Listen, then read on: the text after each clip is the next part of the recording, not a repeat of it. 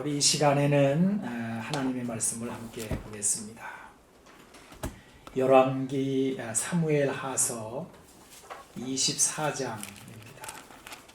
사무엘하서 24장 제10절에서 17절까지 이 계시의 말씀을 봉독할 때 우리 모두 하나님의 음성을 함께 들으시기를 바랍니다. 다윗이 백성을 조사한 후에 그의 마음에 자책하고 다윗이 여호와께 아뢰되 내가 이 일을 행함으로 큰 죄를 범하였나이다. 여호와여 이제 간구하옵나니 종의 죄를 사하여 주옵소서. 내가 심히 미련하게 행하였나이다 하니라. 다윗이 아침에 일어날 때 여호와의 말씀이 다윗의 선견자 된 선지자 가세게 임하여 이르시되 가서 다윗에게 말하기를 여호와께서 이와 같이 말씀하시기를 내가 내게 세 가지를 보이노니 너를 위하여 너는 그 중에서 하나를 택하라. 내가 그것을 내게 행하리라 하셨다 하라 하시니 가시 다윗에게 이르러 아뢰어 이르되 왕의 땅에 7년 기근이 있을 것이니까 혹은 왕이 왕의 원수에게 쫓겨 석 달 동안 그들 앞에서 도망하실 것이니까 혹은 왕의 땅에 사흘 동안 전염병이 있을 것이니까 왕은 생각하여 보고 나를 보내신 이에게 무엇을 대답하게 하소서 하는지라. 다윗이 가세게 이르되 내가 고통 중에 있도다. 청하건대 여호와께서는 긍휼이 크시니 우리가 여호와의 손에 빠지고 내가 사람의 손에 빠지지 아니하기를 원하노라 하는지라. 이에 여호와께서 그 아침부터 정하신 때까지 전염병을 이스라엘에게 내리시니 단에서부터 브엘세바까지 백성의 죽은 자가 7만 명이라. 천사가 예루살렘을 향하여 그의 손을 들어 멸하려 하더니 여호와께서 이 재앙 내리심을 뉘우치사 백성을 멸하는 천사에게 이르시되 족하다. 이제는 내 손을 거두라 하시니 여호와의 사자가 여붓 사람 아라우나의 타작마당 곁에 있는지라. 다윗이 백성을 치는 천사를 보고 곧 여호와께 아뢰어 이르되 나는 범죄하여 악을 행하였거니와 이 약물이는 무엇을 행하였나이까. 청하건대 주의 손으로 나와 내 아버지의 집을 치소서 하니라.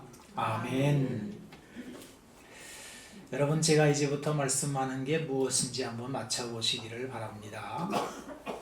몇 가지로 제가 나누었는데, 첫째, 우리 맨눈에는 보이지도 않는다. 둘째, 때로는 증상이 있기도 하지만 무증상일 때도 있다. 셋째, 때로는 개인적이지만 영향력이 커서 순식간에 전파되고 확산될 수 있다. 넷째, 이것 때문에 마스크를 쓰기도 한다. 다섯 번째, 그 결과로 죽음이 온다. 뭐겠어요? 죄입니다. 죄.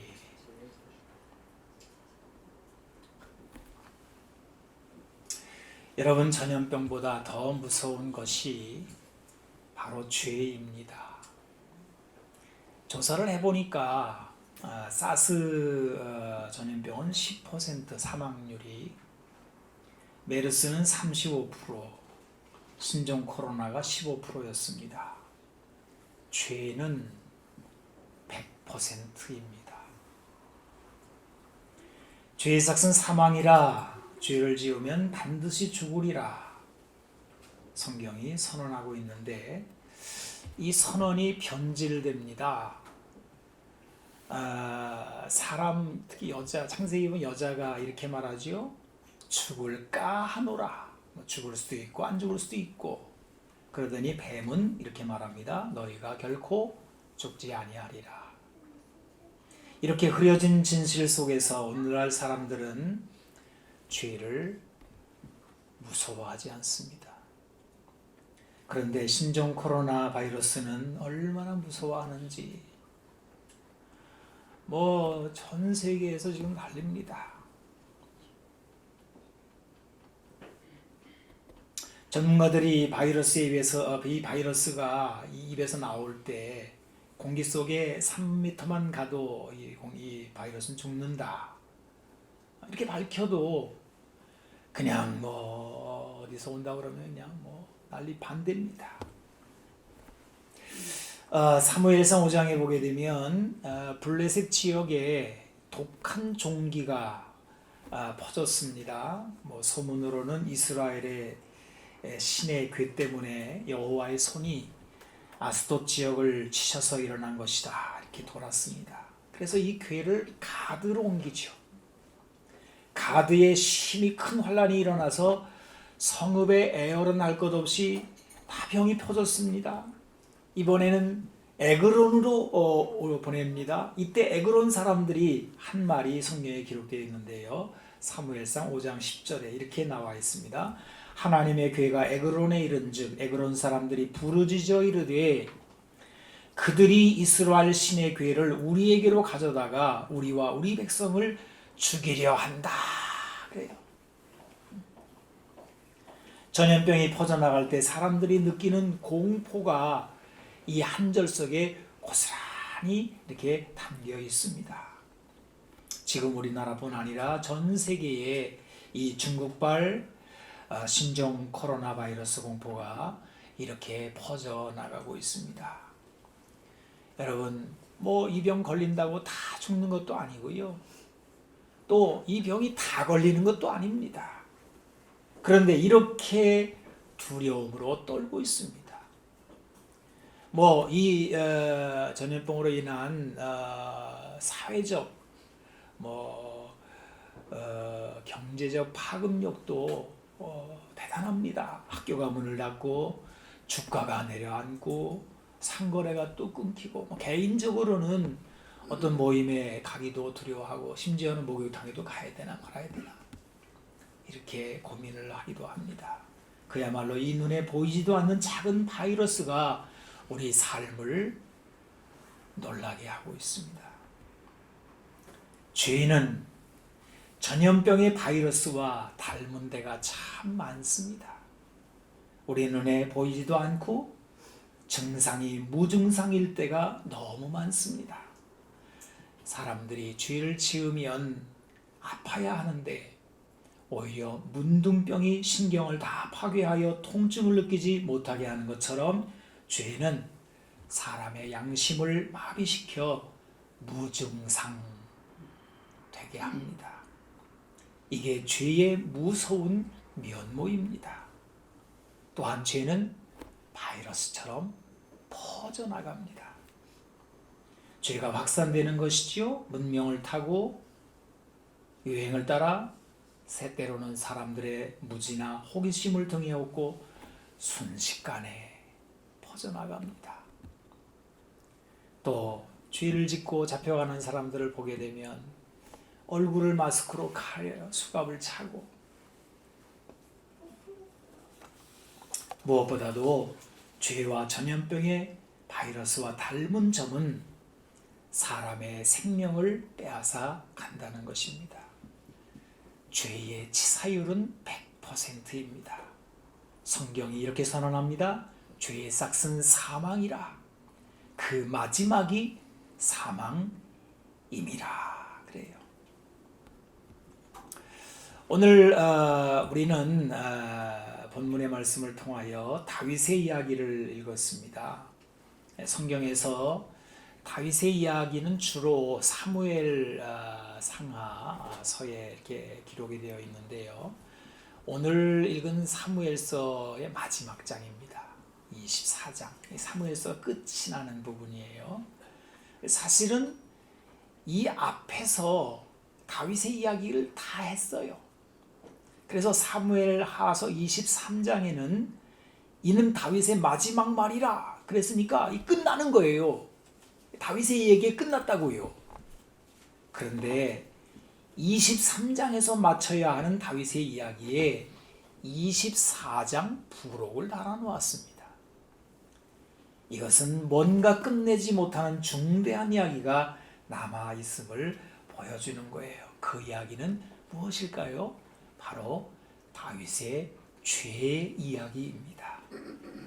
여러분 10절을 다시 한번 보시기를 바랍니다. 오늘 사무엘하서 24장 10절 우리 같이 한번 읽어볼까요? 자, 시작. 다윗이 백성을 조사한 후에 그의 마음에 자책하고 다윗이 여호와께 아뢰되 내가 이 일을 행함으로 큰 죄를 범하였나이다. 여호와여 이제 간구하옵나니 종의 죄를 사하여 주옵소서. 내가 심히 미련하게 행하였나이다 하니라. 큰 죄를 범했다고 그러죠? 여러분 이제 이거 살펴보겠습니다만은 죄도 큰 게 있고 작은 게 있다고요. 또 17절에 한 번 더 죄를 언급합니다. 17절도 한번 다시 보세요. 자, 한 번 더 같이 또 읽어볼까요? 다윗이 시작. 다윗이 백성을 치는 천사를 보고 곧 여호와께 아뢰어 이르되 나는 범죄하였고 악을 행하였거니와 이 양무리는 무엇을 행하였나이까? 청하건대 주의 손으로 나와 내 아버지의 집을 치소서 하니라. 자, 여러분 여기 보세요. 내가 이 일을 행함으로 큰 죄를 범하였나이다. 나는 범죄하였고 악을 행하였습니다. 다윗이 이렇게 말을 하는 것은 아주 놀라운 일입니다. 왜냐하면 죄는 그 특성상 자신을 감추고 남에게 탓을 돌리게 되어 있는데 한 나라의 지도자가 이런 고백을 한다는 것은 아주 이례적이라는 것입니다. 이제 어떻게 이러한 고백을 하게 되었는지에 대해서는 조금 이따 살펴보도록 하겠습니다. 우선 여러분 우리가 먼저 봐야 될 것은 뭐냐 하면 본문에는 전염병도 나오고 죄도 같이 나온다는 거예요. 단 3일 만에 이스라엘 전역에서 전염병으로 죽은 자가 7만 명입니다. 그야말로 어마무시합니다. 그리고 이스라엘의 왕도인 예루살렘으로 이 재앙이 들이닥치기 일보 직전입니다. 정말 무시무시한 공포의 전염병입니다. 그런데 성경이 우리들에게 주시는 메시지는 무엇입니까? 이 전염병보다 더 무서운 게 있다는 거예요. 더 근원적인 것이 있다는 겁니다. 그것은 바로 하나님 앞에서 죄를 짓는 것이다. 이것을 오늘 성경은 선포하고 있는 거예요. 이거를 보라는 것입니다. 성경은 전염병보다 죄를 더 심각한 재앙으로 다루고 있는 것입니다.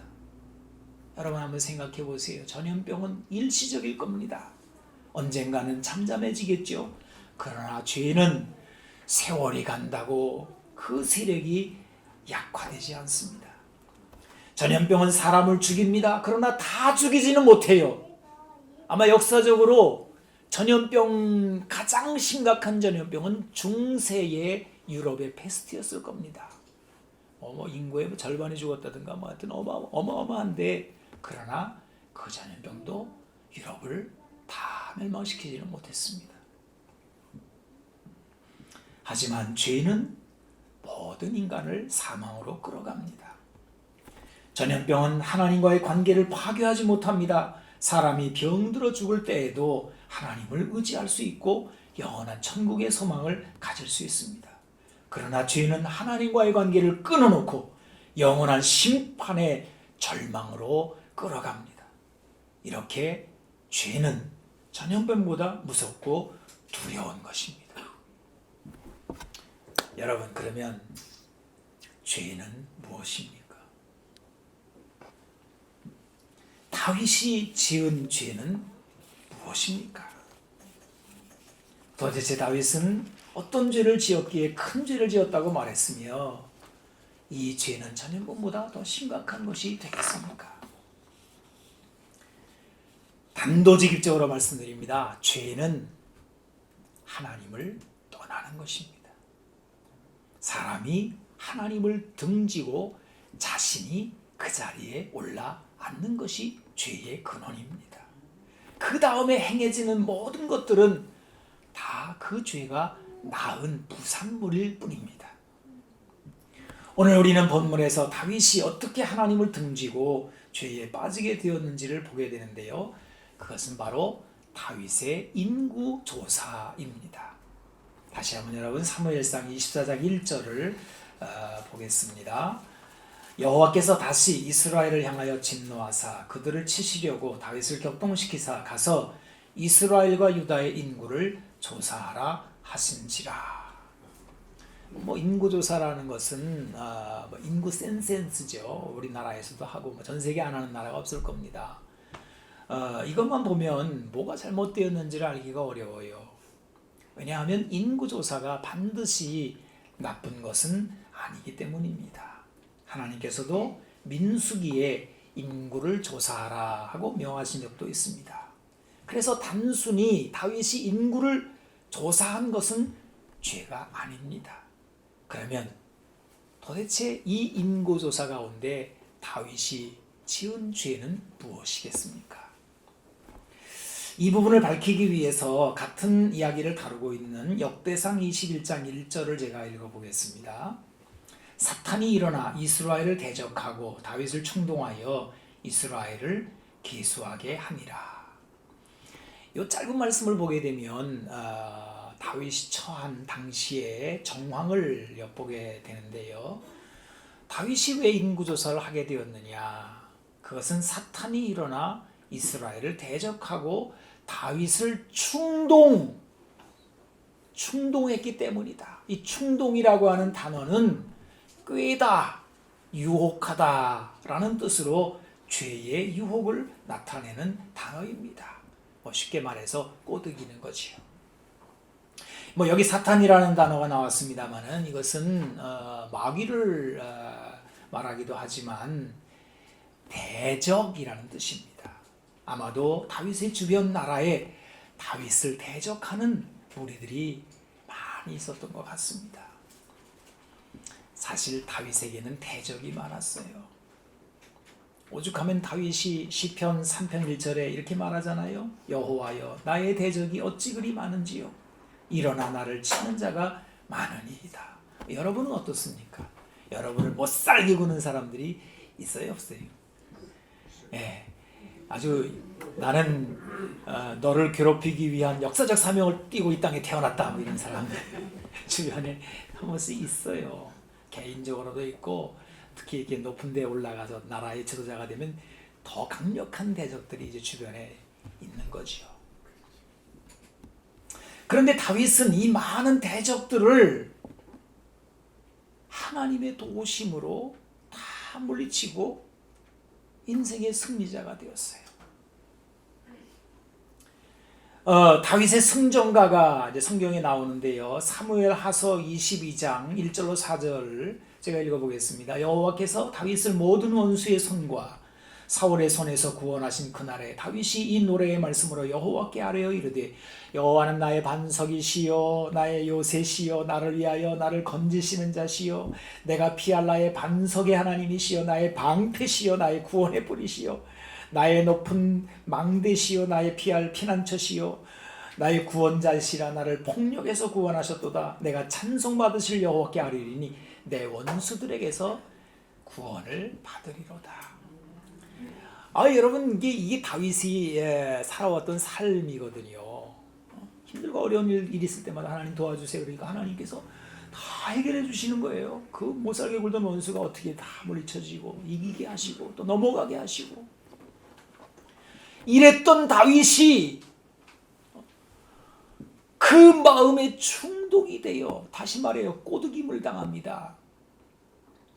무슨 일을 만날 때마다 하나님 의지하면 돼. 기도하면 되는 거야. 나를 도우시는 하나님이 계셔. 이랬던 다윗이 말이죠.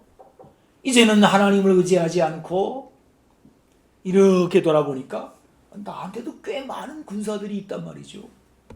그래서 한번 조사를 해보자.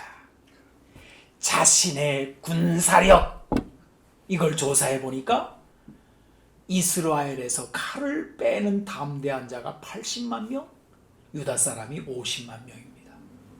도합 130만 명의 군사력이 자신에게 있는 거예요. 다윗의 마음이 여기에 미혹이 됐습니다. 다윗의 마음이 이런 것들로 가득해지죠. 내가 이제는 하나님 없이도 말이야.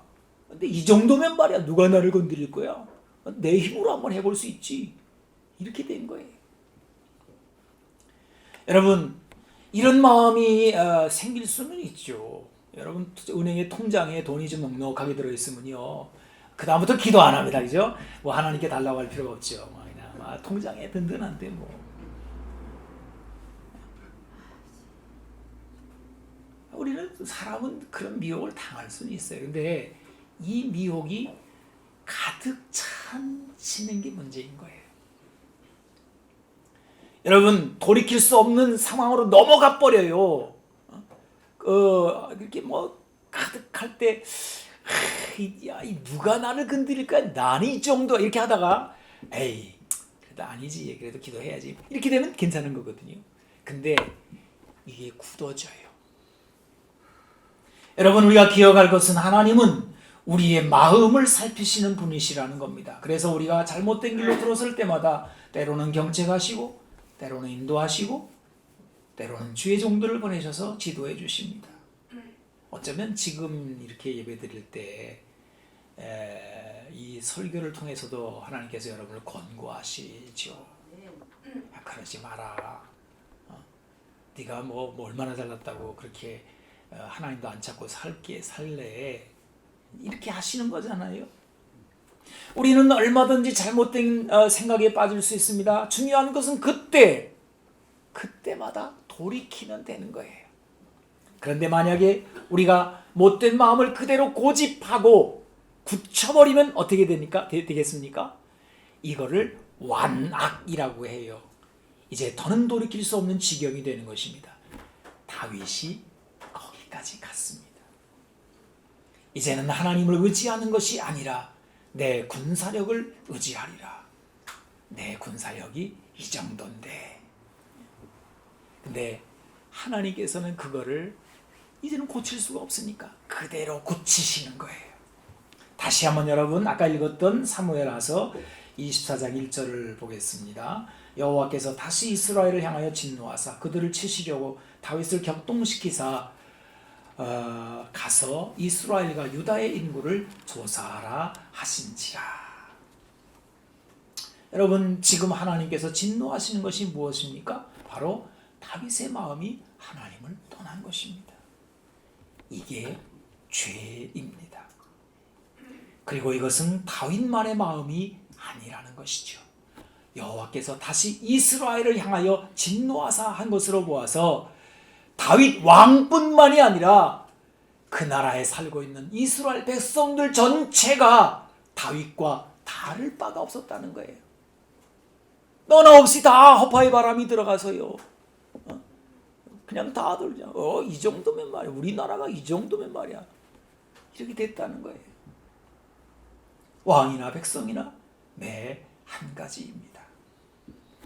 여러분 그러면 이게 이렇게 이제 하나님 당신 됐어요, 필요 없어요. 내가 살아갈게요. 이거 우리 사람이 제일 중요한, 하나님은 없어도 돼, 나 혼자 살아도 돼. 이게 왜 큰 죄냐 말이죠.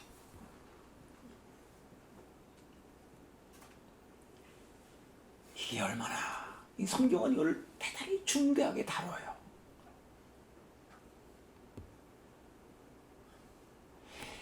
이 인간 사회 속에 하나님을 등지고 하나님을 무시하고 하나님을 경외하지 않고 하나님을 두려워하지 않고 인간이 왕노릇하고 인간이 결집하고 인간의 군사력과 인간의 파워를 가지고 살게 될 때 이 세상이 어떻게 악화되는지, 그야말로 세상이 지옥이 되는지에 대한 많은 역사적인 이야기들이 있습니다.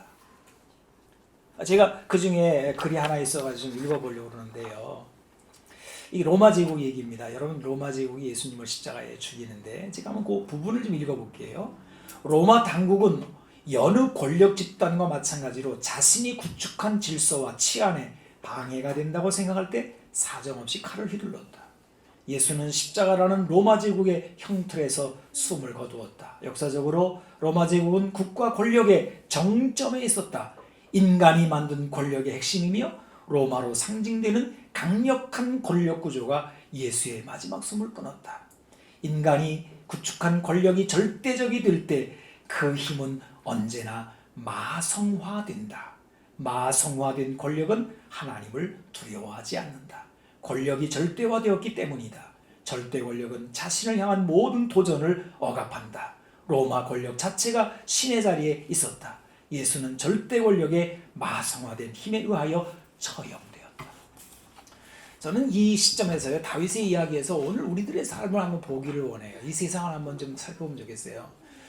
여러분, 지금 세상이요, 얼마나 권력화되어 있는지 몰라요. 모든 나라들이요. 중국은 말할 것도 없고 미국도 그렇고요. 모든 대통령들이 다들 뭐 난립니다. 자기들이 다 최고라는 거예요. 누가 나 건드리기만 해봐라 이거예요. 하나님은 없습니다. 하나님을 두려워하는 것도 없습니다. 큰 나라든 조그만 나라든 권력화되면 자기 그 권력을 건드리는 것들은 사정없이 가서 짓밟습니다.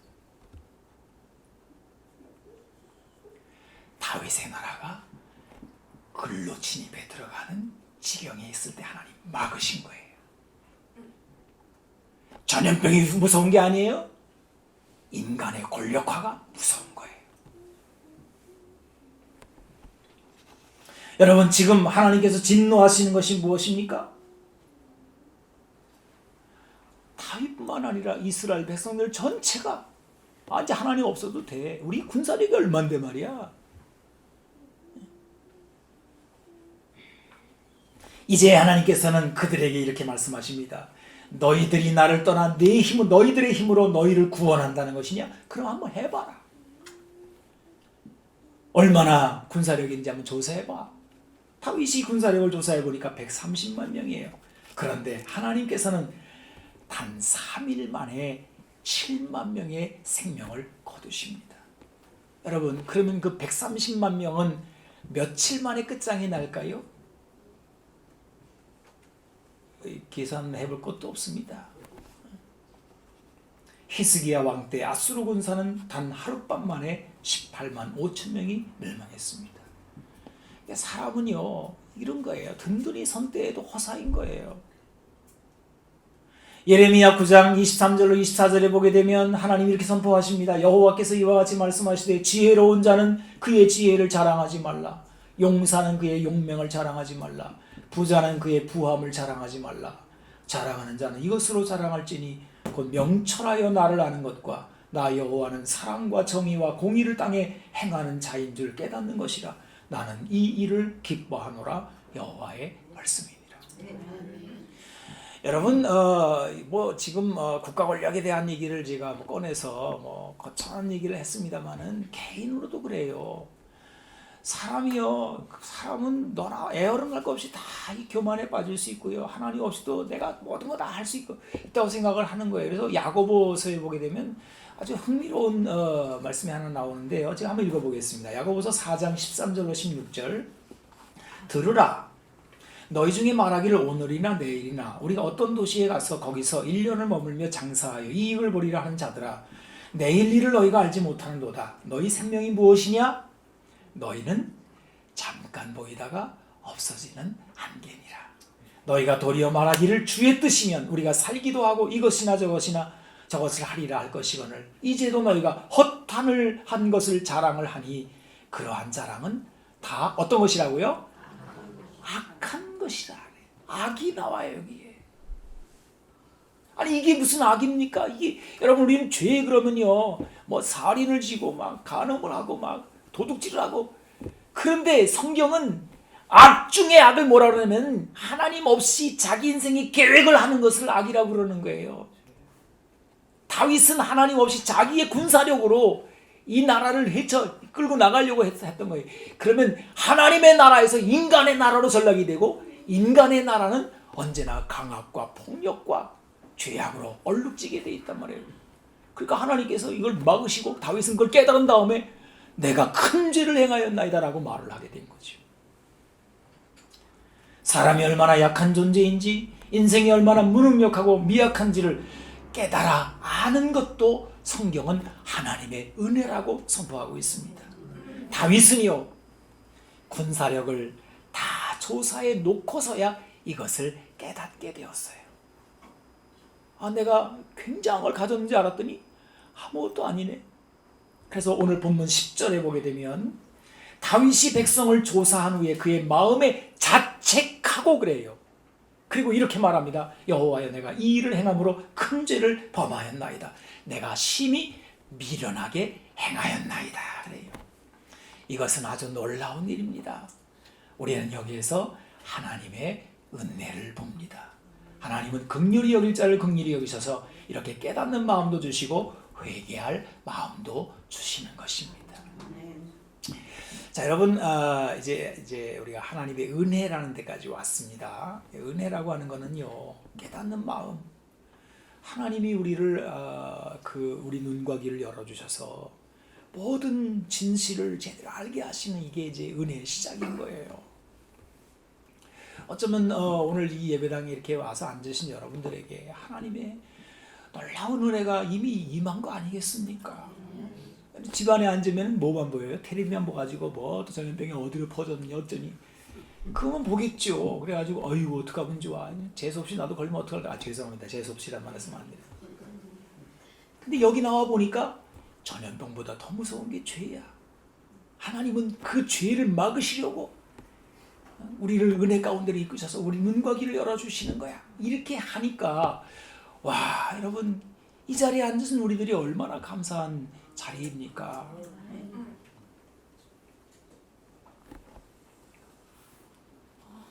여러분, 다윗이 양심이 가책이 되고요. 그 다음에 내가 미련했구나. 그 다음에 내가 큰 죄를 하나님 앞에 저질렀구나 하는 그 고백을 한 다음에 중대한 사실을 선포를 하는데요. 그게 14절에 이렇게 나와요. 여호와께서는 긍휼이 크시다 그래요. 여러분, 여호와께서 긍휼이 크시다라고 하는 것은 성경 전체 선포의 주제입니다. 하나님이 긍휼이 크신 분이라는 것을 아는 게 얼마나 중요한지 몰라요. 모세도 이 사실을 알았습니다. 여호와로라, 여호와로라, 은혜롭고 자비롭고. 모세가 이걸 알아요. 시편 103편도 이 사실을 이렇게 선포합니다. 시편 103편 8절로 14절을 제가 읽어볼게요. 여호와는 긍휼이 많으시고 은혜로우시며 노하기를 더디하시고 인자하심이 풍부하시도다. 자주 경책하지 아니하시며 노를 영원히 품지 아니하시리로다. 우리의 죄를 따라 우리를 처벌하지 아니하시며 우리의 죄악을 따라 우리에게 그대로 갚지는 아니하셨으니 이는 하늘이 땅에서 높음같이 그를 경외하는 자에게 그의 인자하심이 크심이로다. 동이 서에서 먼 것 같이 우리의 죄과를 우리에게서 멀리 옮기셨으며 아버지가 자식을 긍휼히 여긴 같이 여호와께서는 자기를 경외하는 자를 긍휼히 여기시나니 이는 그가 우리의 체질을 아시며 우리가 단지 먼지뿐임을 기억하심이로다. 여러분, 그래서 다윗이 이걸 안 다음에요, 다시금 다윗은 하나님의 품으로 뛰어들어요. 그리고 그것이 전염병일지라도 하나님의 손에서 이루어지는 일이라면 달게 받으리라 하고 하나님께 자신을 내어 맡깁니다. 이제 오직 살 길은 하나님의 손에 있음을 고백하고 있습니다. 자기 스스로를 의지하려 고집했던 다윗의 마음이 다시 하나님께로 돌아오게 된 것입니다. 이런 다윗에게 전염병은 더 이상 두려운 것이 아니에요. 참으로 두려운 것은 전염병이 아니라 하나님이셨던 것입니다.